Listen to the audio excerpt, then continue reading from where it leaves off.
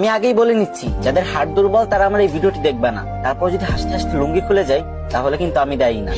একটা লোক বিয়ে করলো, অনেকদিন হয়ে গেছে, কিন্তু তাদের বাচ্চা হচ্ছিল না। তাই সে এক ফকির বাবার কাছে গেল দোয়া চাইতে। তখন ফকির বাবা বলল, যা তোকে দোয়া করে দিলাম, খুব তাড়াতাড়ি তোদের সন্তান হবে।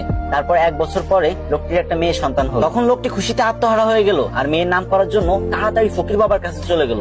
আর ফকির বাবা তখন ধ্যানমগ্ন ছিল, আর তখন তার ধ্যান ভেঙে গেল আর সে রেগে মেগে বলল, ধুর বাল। তখন লোকটি ভাবলো, ফকির বাবা মনে হয় আমার মেয়ের নাম বাল রাখতে বলছে। সেই অনুপাতে মেয়েটির নাম বাল রেখে দিল। তারপর আরো 2 বছর পরে লোকটির একটা ছেলে সন্তান হলো।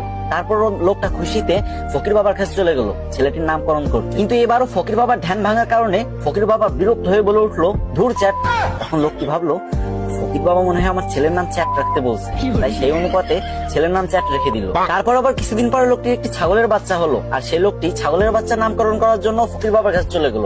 কিন্তু তখন ফকির বাবা একদমই ধ্যানমগ্ন ছিলেন না, আর যখন দেখলো ছাগলের নামকরণ করার জন্য তার কাছে আসছে, তখন সে প্রচন্ড রেগে গেল আর বলল, তুই একটা ছাগলের নামকরণ করার জন্য আমার কাছে আইসোস, যা তো ছাগলের বাচ্চার নাম পুটকি রেখে দিল। তারপর ছাগলের বাচ্চার নাম পুটকি রেখে দিল। তারপর ছেলে মেয়ে বড় হলো। তারপর লোকটি তার মেয়ের জন্য বিয়ে ঠিক করলো। কিন্তু যখন মেয়েটির জামাই বিয়ে বাড়িতে পা রাখলো, তখন সবাই চিৎকার করে বলতে লাগলো, এই বালের জামাই আইছে, বালের জামাই আইছে, তাড়াতাড়ি ওরা বরণ কর, আমার তো বালের জামাই আইছে। এই শুনে তো জামাই রেগে মেগে বিয়ে করবে না বলে বাড়ির দিকে রওনা হলো। তখন শ্বশুর সামনে এসে বলল, বাবা তুমি রাগ করো না গো, তুমি তো আমার চ্যাটের মতোই।